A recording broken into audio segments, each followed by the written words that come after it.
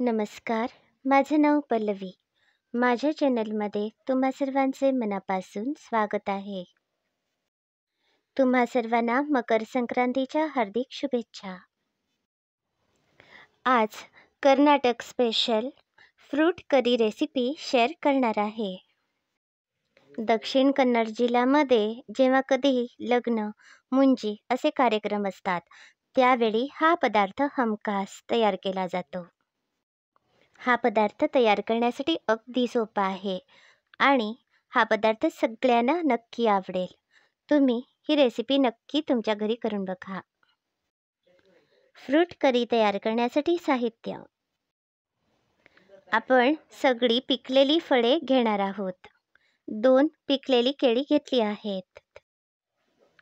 3 सफरचंदे, 4 आंबे, 1 प्लम, 1 डाळिंब घेतले आहे. 1 ते 2 वाट्या ही पिकलेली द्राक्षे घेतली आहेत. याऐवजी तुम्ही हिरवी द्राक्षे सुद्धा घेऊ शकता.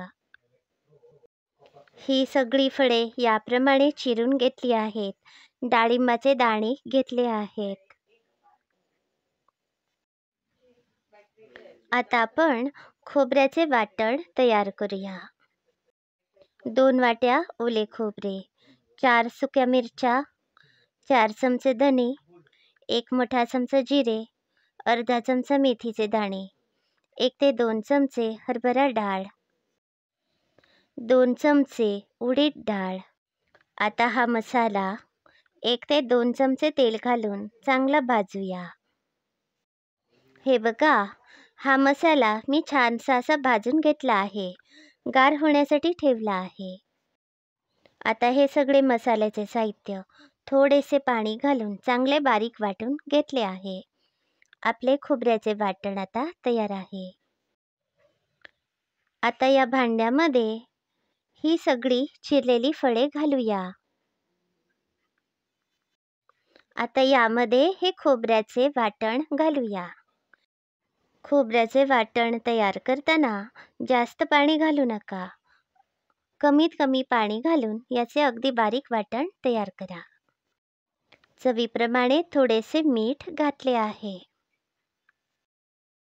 1 वाटीभर चिरलेली कोथिंबीर घातली आहे.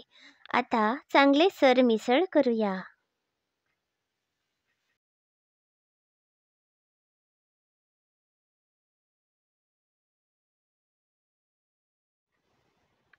चार ते 5 चमचे पाणी घालते. यामध्ये पाणी जास्त घालायचे नाहीये. ही फ्रूट करी गरम करायची नाही.